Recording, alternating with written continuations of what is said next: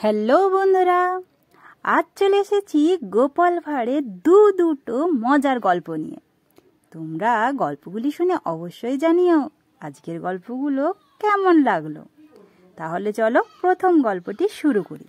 গল্পের নাম গোপাল ভাঁড়ের শ্রাদ্ধ। গোপাল একজন লোকের কাছে কিছু টাকা ধার নিয়েছিল। সেই পাওনাদার গোপালকে পথের মাঝে পাকড়াও করে বললেন, 2 দিনের মধ্যে টাকা না দিলে আমি তোমার শ্রাদ্ধ করে ছেড়ে দেব বাছাধন, তখন কেমন মজা পাবে দেখবে। পাওনাদারের কথা শুনে গোপাল মুচকি মুচকি হেসে বললে, টাকা ধার দিতে ফেরত পাচ্ছেন না, উপরন্তু আমার শ্রাদ্ধের খরচও বহন করতে চাইছেন। ওই কাজটা দাদা আমার ছেলেকেই করতে দিন। আমার শ্রাদ্ধ করলে আমি কি স্বর্গে যেতে টাকা নিয়ে আশীর্বাদ করতে আসবো নাকি বন্ধু? এই বলে মুচকি মুচকি হাসতে লাগলো।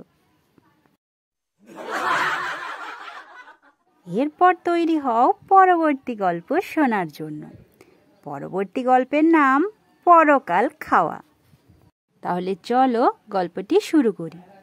একদিন ঘোর বর্ষার সময় গোপাল জুতো হাতে পথে চলে। এমন সময় পালকি চড়ে রাজা কৃষ্ণচন্দ্র ওই পথে যাচ্ছিলেন।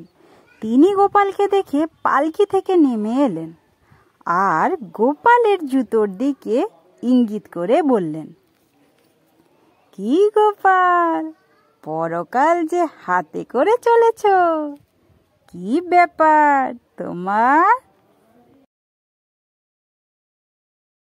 গোপাল বলল, আমি তবু হাতে রেখেছি, আপনি যে খেয়ে বসে আছেন। রাজা কৃত্রিম রোষে বললেন, তুমি আমাকে জুতোখোর বলছো? জানের শাস্তি কি? গোপাল কিছুমাত্র ভয় না করে বললে, আজ্ঞে না হুজুর, না বললে কি করে জানবো? তবু বলি, জোয়ান মানুষ আপনি, পালকি ছাড়া চলতে পারেন না, এতেও কি আপনি বলতে চান আপনি নিজের পরকাল খেয়ে বসেননি, বা আমি মিথ্যা বলছি? মহারাজ এই দিকটা চিন্তা করেননি। যখন ভুল বুঝতে পারলেন তখন না হেসে আর পারলেন না যে গোপাল ঠিক কথাই বলেছেন। আজকের মতো গল্প এই পর্যন্তই। আবার আসছি নতুন নতুন মজার মজার গল্প নিয়ে। তাই নতুন বন্ধুরা চ্যানেলটিকে অবশ্যই সাবস্ক্রাইব করে নেবে পরবর্তী গল্পগুলি শোনার জন্য। আজ আসি, টাটা।